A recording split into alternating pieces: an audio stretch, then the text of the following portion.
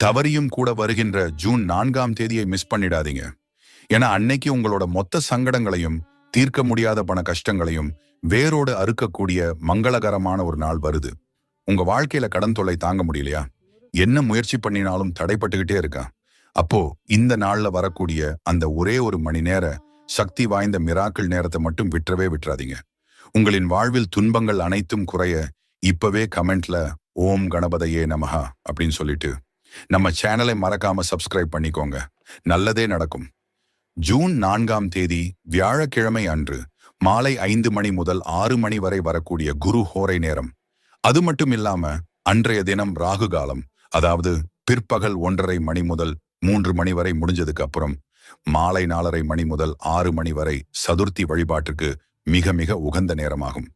இந்த அற்புத நேரத்துல விநாயகருக்கு அருகம்புல் சாத்தி ஒரு தீபம் ஏற்றி மனதார வேண்டிக்கோங்க.